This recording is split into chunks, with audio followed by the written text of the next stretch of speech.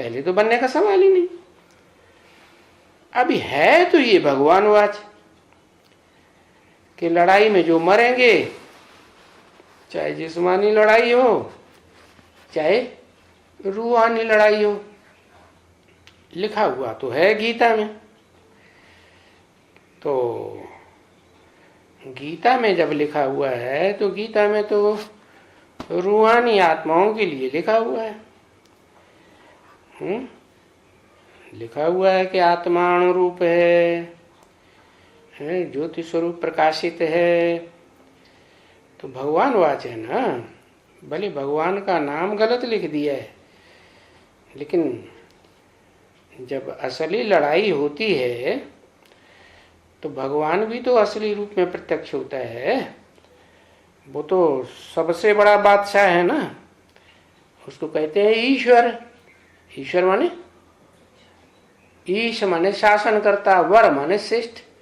दुनिया में सबसे श्रेष्ठ ते श्रेष्ठ शासन करने वाला कौन?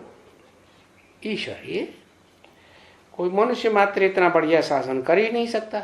मनुष्यों का बाप भी क्यों न हो। कौन? मनुष्यों का बाप कौन?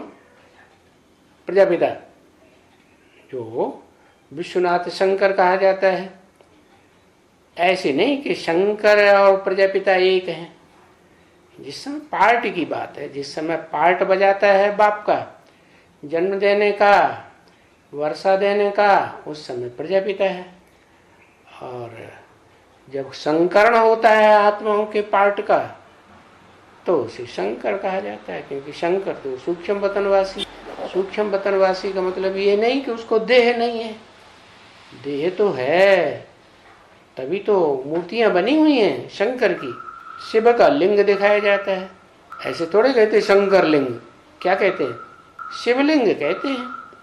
तो शिव की आत्मा का लिंग दिखाया जाता है, और वो लिंग भी वास्तव में शिव जब प्रवेश करे तब ही तो लिंग बनेगा।